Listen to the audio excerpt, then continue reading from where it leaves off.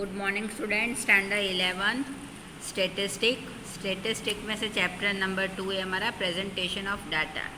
Presentation of data में हमें mainly सबसे पहले पढ़ना है क्लासिफिकेशन। तो क्लासिफिकेशन क्या होता है? तो क्लासिफिकेशन की डेफिनेशन हम देते हैं, the method of representing raw material into a systematic and short form is called classification. अब इसे हमने दो हिस्सों में बांटा है, बराबर। दो पार्ट में ये डिवाइड हुआ है, क्वांटिटेटिव क्लासिफिकेशन और न्यूमेरिकल क्लासिफिकेशन, और दूसरा है क्वालिटेटिव, बराबर ना। तो सबसे पहले हम देख लेते हैं क्वांटिटेटिव क्लासिफिकेशन और न्यूमेरिकल क्लासिफिकेशन क्या होता है। तो quantitative classification means classification of the data on numeric variable district and continue is called quantitative classification, बराबर, जिसे it is also known as numerical classification और फ्रीक्वेंसी डिस्ट्रीब्यूशन। अब फ्रीक्वेंसी डिस्ट्रीब्यूशन क्या होता है? तो फ्रीक्वेंसी डिस्ट्रीब्यूशन, इफ डिस्ट्रिक्ट और continuous data are classified according to the value of a variable, then it is called frequency distribution. ये सारी चीज़ें जो है हमने मोस्टली वैसे तो 9th में और 10th में पढ़ी हुई है, इसलिए इसकी डेफिनेशन में आपको डीपली नहीं समझा रही हूँ।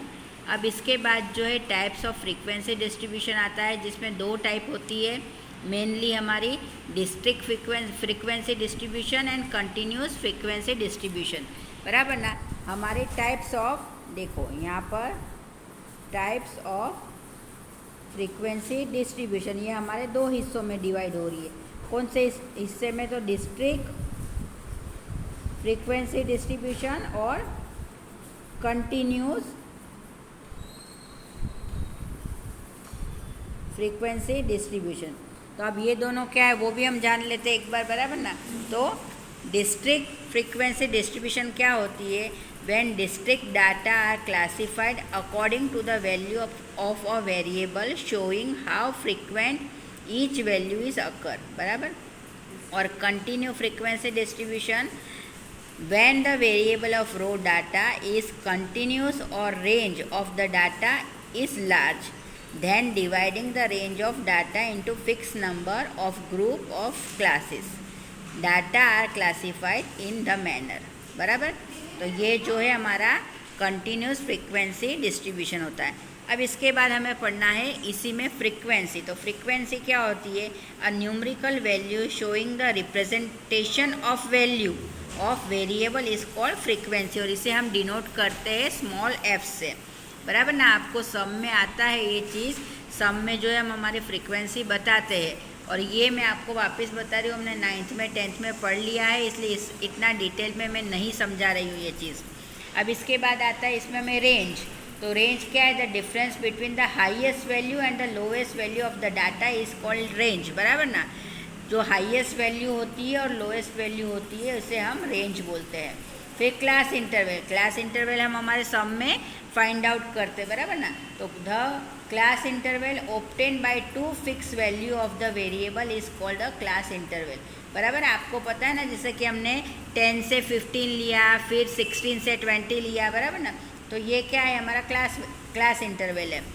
फिर हमारी लोअर लिमिट, तो लोअर लिमिट क्या है? The lower limit of the class is called lower limit, sorry, the lower value of the class is called lower limit of the class, बराबर ना। लोअर लिमिट यानी हमारे जब क्लास इंटरवल में हम लिखते हैं, जैसे सपोज मैंने यहाँ पे लिखा 10 और 15, तो मेरी लोअर लिमिट क्या हुई भाई? 10, और मेरी अपर लिमिट क्या हुई? 15, बराबर ना। ये आपको पता है।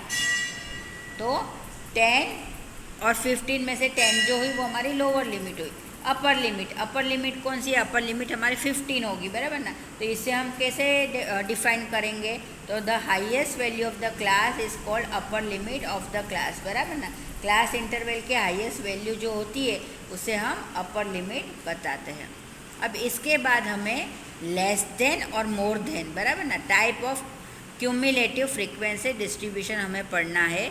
तो ये क्या होता है भाई? हमने जो है 10th स्टैंडर्ड में पढ़ी हुई है cumulative distribution frequency.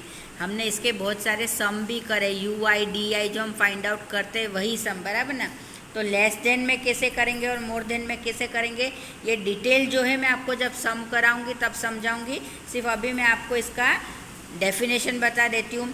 Less than type cumulative frequency distribution क्या होता है? The distribution obtain by each value of the variable and it's corresponding cumulative frequency of a district frequency distribution is called the district cumulative frequency distribution of less type, बराबर।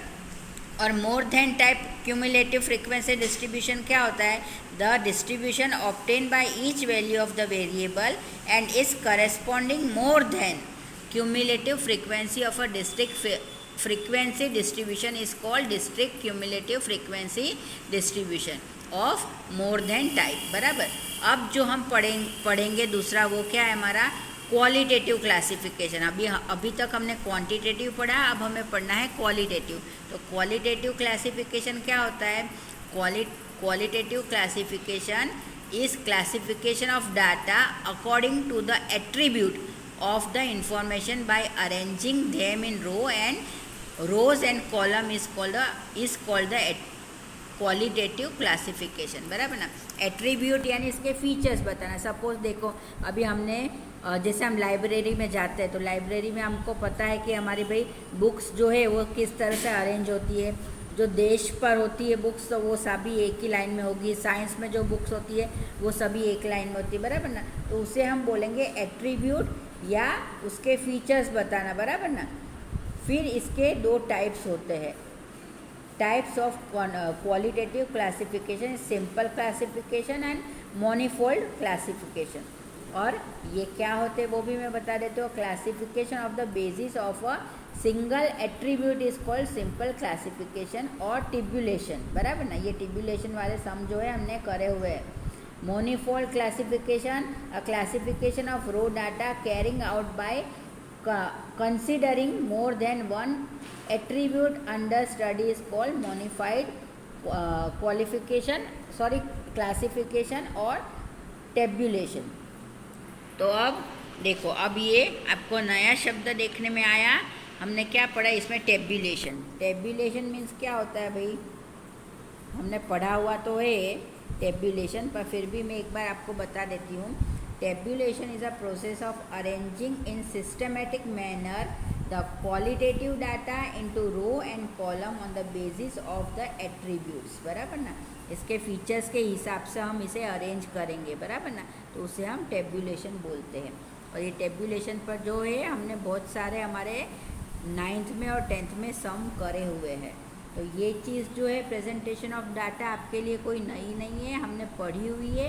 वही चीज़ जो है हमें 11th में आई है और 11th में जो है हमें थोड़ा डीपली पढ़ना है।